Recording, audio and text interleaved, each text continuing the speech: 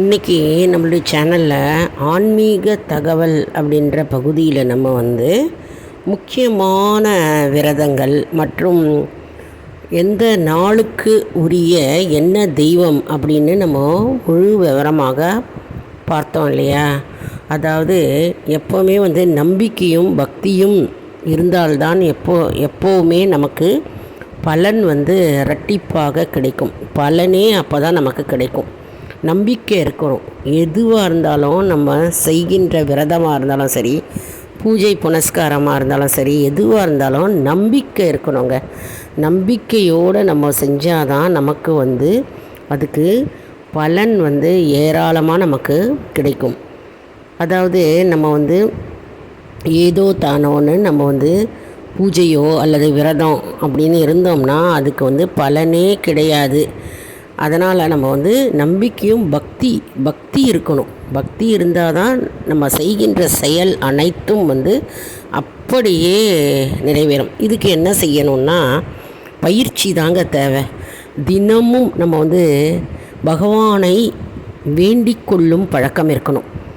பகவானை நினைத்து தினமும் நம்ம ஒரு 10 நிமிடங்கள் நம்ம செலவழித்து நம்ம பகவானை நினைத்து தியானித்து நாம் இருக்க வேண்டும். அப்போ தான் நமக்கு அந்த பயிற்சி செய்ய தான் நமக்கு பலன் கிடைக்கும். அது பழக்கமாகவே ஆகும். அதுக்கு என்ன பண்ணணும்னா 21 நாள் கணக்கு.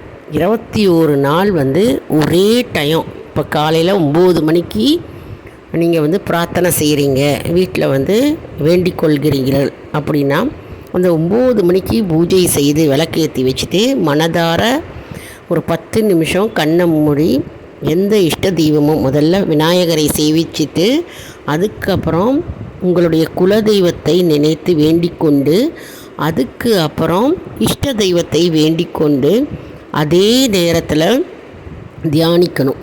வேண்டி நீங்கள் ஒரு மனதாக நீங்கள் வேண்டிக் கொண்டால் அது பழக்கமாகவே ஆகிவிடும்.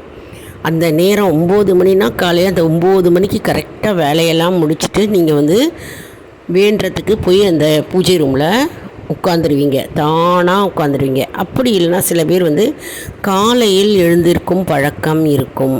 அதாவது அதிகாலையில் பிரம்ம முகூர்த்தத்தில் எழுந்து வேண்டிக் கொள்ளும் பழக்கம் இருக்கும். அப்படி இருக்கிறவங்களும் காலையில் முதல்ல ஒரு 10 நாள் கஷ்டமாக இருக்கும். அலாரம் வச்சு எழுந்துக்கிற மாதிரி இருக்கும்.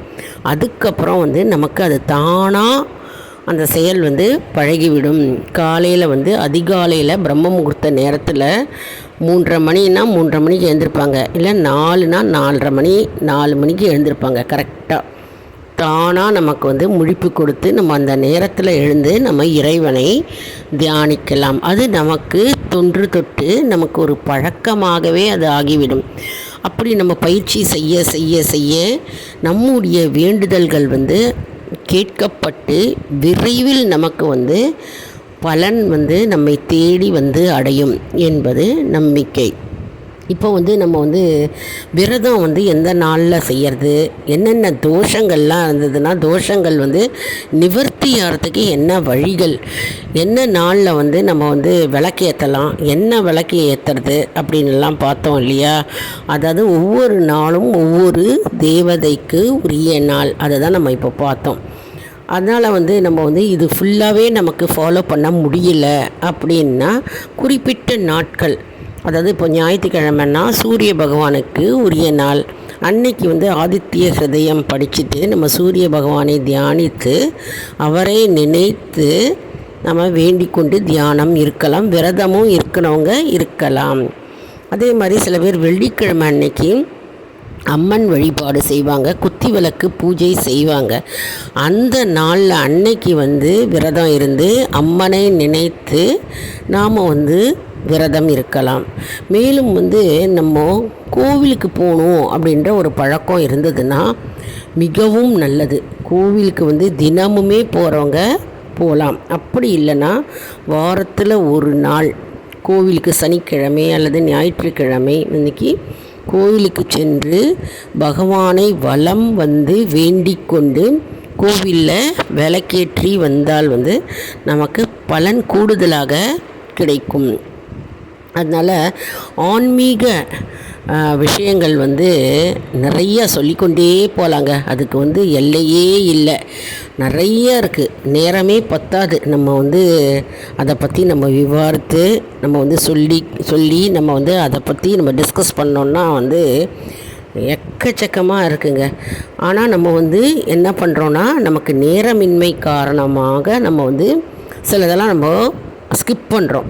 முக்கியமான நாட்கள், அதாவது செவ்வாய்க்கிழமை அன்னைக்கு செவ்வாய் ஹோரையில் முருகன் வழிபாடு செஞ்சால் 8லேருந்து 9 மணி இரவில் சிலர் வீட்டில் செவ்வாய் ஹோரையில் வெற்றிலை தீபம் ஏற்றுவார்கள். முருகனுக்கு அந்த பழக்கம் உண்டு. அப்போனா அந்த வெற்றிலை தீபம் ஏற்ற ஏற்ற ஏற்ற நமக்கு என்ன ஆகும்னா, முருகனுடைய அருள் பரிபூர்ணமாக கிடைக்கும். செவ்வாய் ஹோரை அப்படின்னா காலையில் 6லேருந்து 7 மணிக்கு வருதுங்க, மதியம் 1லேருந்து 2 மணிக்கு வருதுங்க, இரவு 8லேருந்து 9 மணிக்கு வருகிறது. இந்த நேரத்தில் நீங்கள் எந்த நேரம் வேணாலும் எடுத்துக்கலாம். காலையில் 6லேருந்து 7 மணிக்கு விளக்கேற்றலாம். அப்படி பண்ண முடியல அப்படின்னா மதியம் 1லேருந்து 2, அதுவும் பண்ண முடியல அப்படின்னா இரவு 8லேருந்து 9 மணிக்கு செவ்வாய் ஹோரையில் முருகனுக்கு அலங்காரம் செய்து சந்தன குங்குமம் வைத்து நீங்கள் வெற்றிலை வச்சு 6 வெற்றிலை வைத்து 6 வெற்றிலை தீபம், அதாவது அகல் விளக்கில் நல்லெண்ணெய் ஊற்றி தீபம் ஏற்றலாம். மிக மிக அற்புதமான முருகன் வழிபாடு செவ்வாய்க்கிழமை செவ்வாய் ஹோரையிலங்க. இது பல பேர் செய்து பலனடைந்திருக்கிறார்கள். அதனால் செவ்வாய் ஹோரையில் விளக்கேற்றுவது மிகவும் சிறந்ததாகும். அப்படி நம்ம செவ்வாய்க்கிழமையில் செவ்வாய் தோஷம் நீங்கும். மற்றும் நம்ம கிரக தோஷம், வீட்டில் வாஸ்து தோஷம் இருக்கும். சில பேர் வீட்டில் வாஸ்து தோஷம் நமக்கு தெரியாது என்னென்னு. அந்த வாஸ்து தோஷம் இருந்தாலும் நீங்கும், கிரக தோஷம் நீங்கும். மற்றும் சில பேருக்கு கோர்ட்டு கேஸுன்றது பிரச்சனைகள் இருக்கும், அந்த பிரச்சனைகள் நீங்கும். மற்றும் குழந்தை பாக்கியம் கிட்டும். மற்றும் திருமண தடைகள் இருந்ததுன்னா அந்த திருமண தடைகள் முருகப்பெருமான் அறவே நீக்கி விடுவார். மற்றும் வேலைக்காக போராடி கொண்டு தேடிக்கொண்டிருக்கிறவர்கள் வேலை கண்டிப்பாக அவர்களுக்கு கிடைக்கும். அதனால் செவ்வாய் ஹோரையில் முருகப்பெருமானை நினைத்து நம்ம இந்த வெற்றிலை தீபம் 6 வெற்றிலை தீபம் ஏற்றலாம்.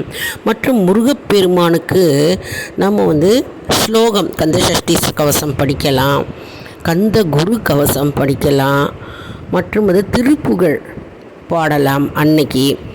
இதெல்லாம் முருகனுடைய 108 போற்றிகள் சொல்லி அவருக்கு செவ்வரளி, சிகப்பு கலரில் அரளி அல்லது ரோஜா, சிவப்பு ரோஜா, அதை அர்ச்சனை செய்து நம்ம முருகப்பெருமானை வழிபடலாம்.